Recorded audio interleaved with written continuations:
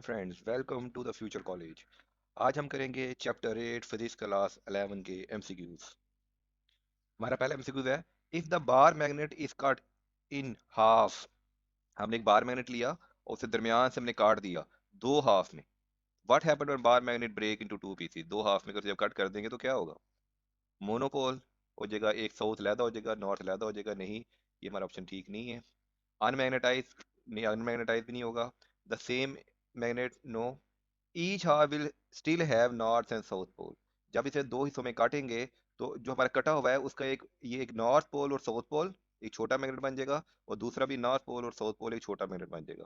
अगर ये बड़े मैग्नेट की इंटेंसिटी हम कर लेते हैं कि 2L लेंथ थी, तो इसकी लेंथ LL हो जाएगी और इंटेंसिटी भी हाफ हो जाएगी। ये मैग्नेट थोड़ा कमजोर हो जाएगा। Each half will have a north and south pole, but overall magnetic strength जो होगी of each piece will be less. इन दोनों की जो मैग्नेटिक स्ट्रेंथ होगी वो पेरेंट बड़े वाले मैग्नेट की स्ट्रेंथ से कम होगी। तो हमारा बेस्ट ऑप्शन होगा मैग्नेट ऑफ लेस स्ट्रेंथ। दो मैग्नेट बन जाएंगे लेकिन दोनों की स्ट्रेंथ कम होगी। MCQ number 2, which one is the quickest method to magnetize the material? किसी भी मटेरियल को मैग्नेटाइज करने का सबसे तेज तरीन तरीका क्या है? तो सबसे तेज तरीन तरीका है कि आप एक करंट कैरिंग कॉइल लें और उसके अंदर आप उस मटेरियल को पुट कर दें। तो putting inside a current carrying coil, this method is known as, इसे कहते हैं इलेक्ट्रोमैग्नेटिज्म। इस मेथड को हम कहते हैं इलेक्ट्रोमैग्नेटिज्म। इज द क्विकेस्ट वे, ये बहुत तेज तरीन तरीका है टू मैग्नेटाइज द मटेरियल, किसी मटेरियल को मैग्नेटाइज करने के लिए।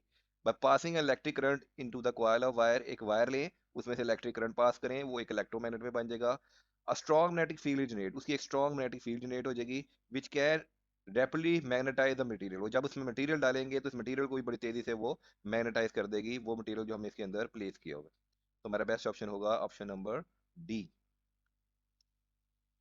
MCQ number 3, earth magnetic field intensity is. Earth की मैग्नेटिक फील्ड इंटेंसिटी देखें, कहीं साउथ और नॉर्थ पोल पे बहुत ज्यादा होती है और हमारे इक्वेटर्स में इंटेंसिटी कम हो जाती है। इक्वेटर में इंटेंसिटी कम होती है और साउथ और नॉर्थ पोल में ज्यादा होती है। It's mean that her place पे डिफरेंट होती है।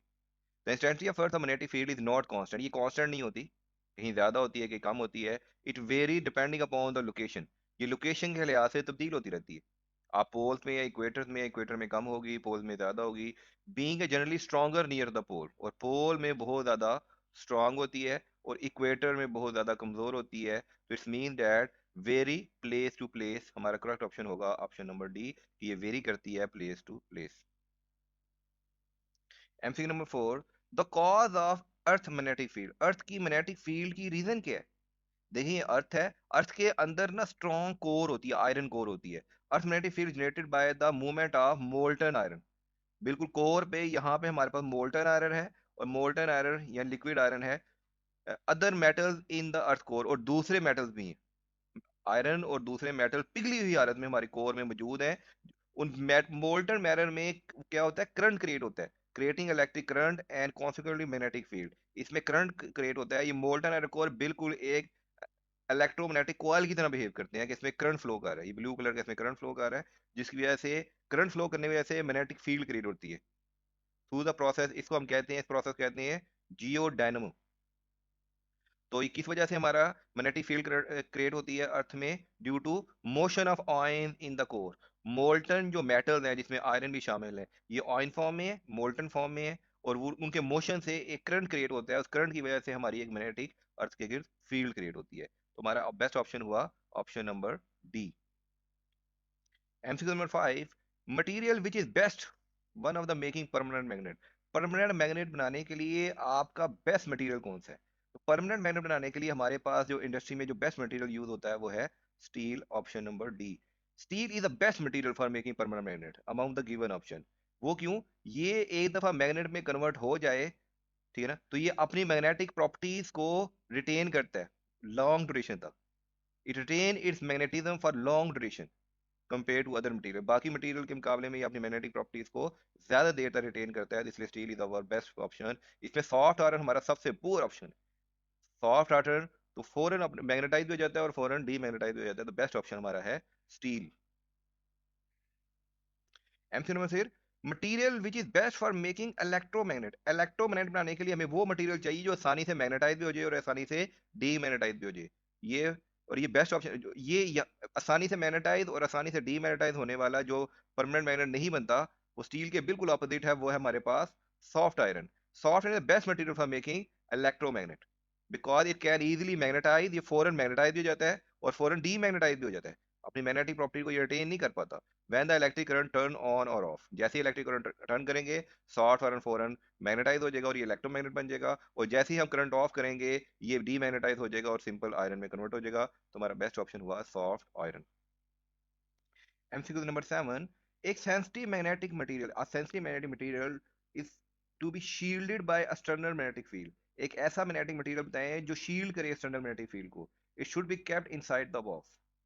तो soft iron is the best material for shielding sensitive magnetic material. कोई सेंसिटिव मैग्नेटिक मटेरियल है, उसे आपने एक्सटर्नल मैग्नेटिक फील्ड से बचाना है, आपने उसे एक्सटर्नल मैग्नेटिक फील्ड से बचाना है, तो आप उसको किसके अंदर रखेंगे? आप उसे सॉफ्ट आयरन के बॉक्स में रखेंगे, फ्रॉम द एक्सटर्नल, ठीक है, सॉफ्ट आयरन के बॉक्स में रखेंगे, क्योंकि soft iron is the best material for shielding sensitive magnetic material from external magnetic field. It has high magnetic permeability, meaning it can easily magnetize, क्योंकि हमने अभी पिछले क्वेश्चन पढ़ा कि इसकी हाई ये इजीली मैग्नेटाइज भी हो जाता है और इजीली डीमैग्नेटाइज भी हो जाता है, इसकी मतलब इसकी परमेबिलिटी बहुत ही ज्यादा हाई है। When placed around the sensitive material, it create magnetic field that oppose the external magnetic field.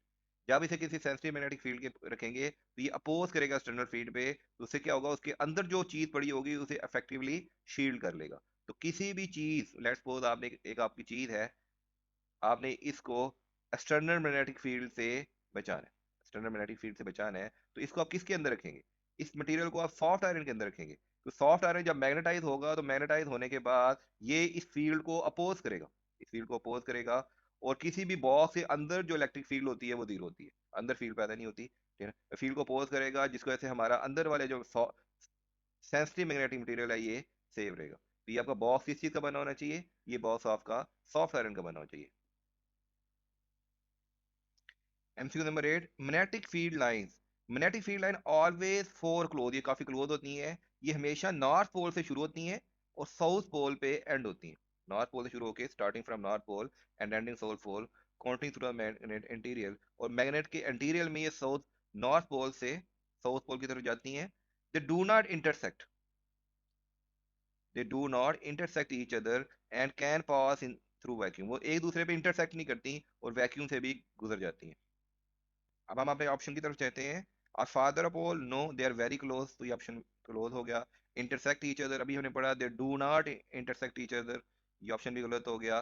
Don't pass in the vacuum, तो वो वैक्यूम से भी गुजर जाती हैं, तो ये ऑप्शन भी गलत हो गया।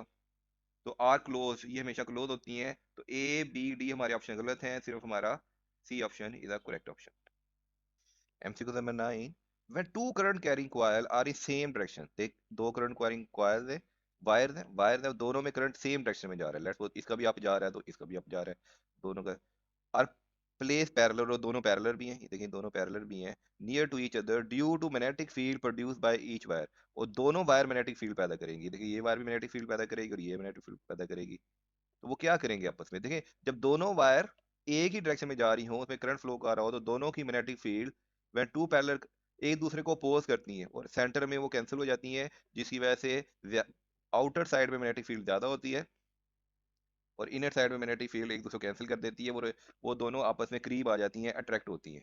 मैं two parallel current carrying wire have current flowing in the same direction, दोनों में सेम डायरेक्शन में करंट फ्लो कर रहा हो, they experience a magnetic force, तो एक मैग्नेटिक फोर्स फील करती हैं, तो क्या करती हैं, experience a magnetic force, they attract towards each other, दोनों एक दूसरे की तरफ अट्रैक्ट हो जाती हैं, दोनों एक तरफ अट्रैक्ट हो जाती हैं, ठीक है ना, each other, sources are related and content, तुम्हारा करेक्ट ऑप्शन होगा दे अट्रैक्ट ईच अदर।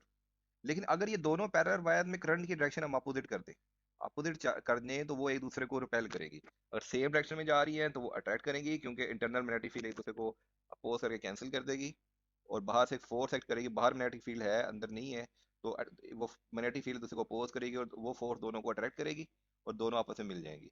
लेकिन यही करंट अगर अपोजिट डायरेक्शन में हो तो अंदर मैग्नेटिक फील्ड एक दूसरे में ऐड हो जाएगी, तो अब हमारी फोर्स अपोजिट डायरेक्शन में जाएगी, क्योंकि एसएलओ बेस है, क्वेश्चन चेंज होकर भी आ सकता है।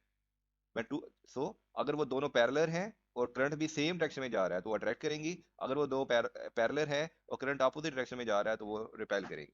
तो यहाँ पे दोनों पैरेलल हैं और करंट भी सेम डायरेक्शन में जा रहा है तो वो अट्रैक्ट करेंगी ईच अदर, तो हमारा बेस्ट ऑप्शन होगा ऑप्शन नंबर बी।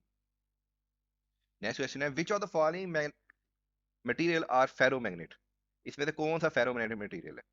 हमने अपने शॉर्ट रिस्पॉन्स क्वेश्चन में पैरामैग्नेट और फेरोमैग्नेटिक मटेरियल को डिस्कस किया था। अगर आपने वो वीडियो नहीं देखी तो इसी प्लेलिस्ट में मिल जाएगी, वो जरूर देखिएगा, इससे आपके कॉन्सेप्ट मजीद क्लियर हो जाएंगे। तो उसके मुताबिक हमारे पास जो फेरोमैग्नेटिक मटेरियल है, देखें, nickel is the ferromagnetic material, meaning it can magnetize, easily magnetize भी हो जाता है, and exit strong magnetic properties, और बहुत ज्यादा स्ट्रॉन्ग मैग्नेटिक प्रॉपर्टीज रखता है। ऐसे मटेरियल जो इजीली मैग्नेटाइज हो जाए, ठीक है, वो और स्ट्रॉन्ग मैग्नेटिक प्रॉपर्टीज रखें, उसे हम फेरोमैग्नेटिक मटेरियल कहते हैं। यहाँ दोबारा देख लेते हैं। Ferromagnetic material are strongly attracted by magnet, वो स्ट्रॉन्गली अट्रैक्टिव होते हैं मैग्नेट से। They magnetization large and positive, वो जब एक दफा मैग्नेटाइज हो जाती हैं तो उनकी मैग्नेटाइजेशन बहुत ज्यादा होती है और सस्टेन होती है, पॉजिटिव होती है। There relative permeability is much more than one, उनकी परमिबिलिटी वन से ज्यादा होती है, और उनकी सेंसिटिविटी भी हाई होती है। तो इसमें से ये तमाम प्रॉपर्टीज फेवर कर रही है निकल को। तो हमारा ऑप्शन क्वेश्चन नंबर 10 का जो ऑप्शन होगा वो होगा डी। इसके अपोजिट होते हैं paramagnetic material. Paramagnetic material are the weakly attracted by magnet, ये स्ट्रांगली अट्रैक्टेड थे, तो पैरामैग्नेट वीकली अट्रैक्टेड होते हैं। मैग्नेटाइजेशन लार्ज होती है और पॉजिटिव होती है, इनकी लो होती है एंड पॉजिटिव होती है। और इनकी परमिबिलिटी ग्रेटर देन वन थी तो paramagnetic permeability less than one होती है। इनकी सेंसिटिविटी हाई होती है फेरोमैग्नेट की, तो पैरामैग्नेट की सेंसिटिविटी लो होती है। Thank you my friend. अगर आपको किसी भी सब्जेक्ट के में कोई भी प्रॉब्लम आ रही है तो काइंडली हमें कमेंट्स बॉक्स में लिखें, उसके सोल्यूशन की वीडियो हम आपको प्रोवाइड कर देंगे। जाते जाते हमारे चैनल को सब्सक्राइब कीजिएगा और अपना ख्याल रखिएगा। फी अमानिल्लाह। और इस चैप्टर की बाकी वीडियोस भी आपको इसी प्लेलिस्ट में मिल जाएंगी। अल्लाह हाफिज।